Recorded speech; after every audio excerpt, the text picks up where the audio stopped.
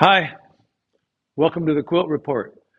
Um, I had a gig this week on Tuesday night. I play the first Tuesday of every month at a bar called The Right Spot here in San Francisco. And my wife went to this one and was talking to some other friends that went, and they were saying, "Now, does Joe really like doing this, being up there playing guitar?" And she said, "Oh, Joe is going to be doing that if he ever gets to heaven. That's what it's going to be like for him."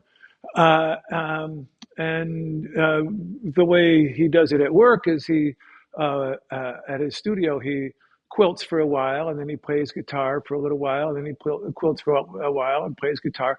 And, it's true. I have my guitar right here and I will often pick it up and work on a new song or something. Um, but uh, and I mean, the people at the table were saying that sounds so dreamy. Yeah, it is. It is kind of dreamy, actually.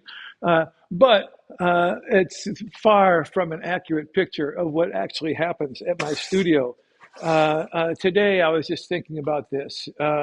Um, uh, uh, when you are a one person operation doing the bookings and the travel and the everything, um, there's a lot of being your own administrator. What I have right here is I have a show coming up in Armenia. And so today, what I've been doing is packing. This is some packing material. Uh, I made some Tyvek bags for these 7 quilts to fit perfectly inside this box that I'm going to now take over to the shipping company to ship to Armenia for my show that's going to open there the 1st of October. So that's taken up most of the morning. Then when I get that done, I'm going to have fabric to put away. A friend of mine is cleaning out his house. Another friend of mine just sent me uh, some of his last protest fabric. You can see how he feels about the world by seeing this fabric. Um, and a friend of mine is cleaning out his house. I mentioned this a couple of days ago, and needs to find a home for a bunch of the textiles that he's collected over the years. And these are all from the country formerly known as Burma, which is what it was known as when he was there. So these antique, not really antique, but they're old, 25 or so years old textiles that are so beautiful. Well, I have to figure out how to store them, where to store them. I'm so tightly packed into my studio that I'm going to have to create a new storage system. I just got a new book that I'm going to be reading this week. It's called The Sleep Quilt by Tracy Chevalier. It's not actually a new book. This is a paperback version, and it's out of print. So it was a little hard to find. But I've been in contact with Tracy Chevalier, the author, recently because of a project that we're both working on.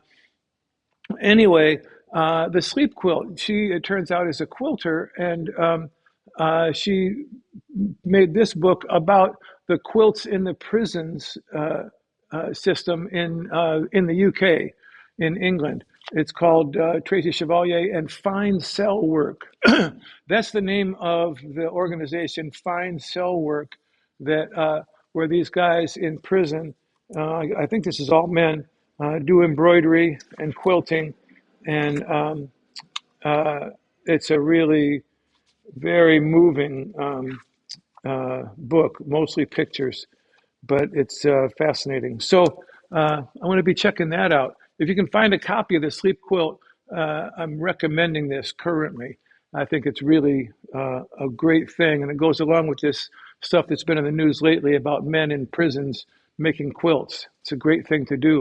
It improves anybody's life to make quilts, and then once you make the quilt, then it improves somebody else's life generally, huh?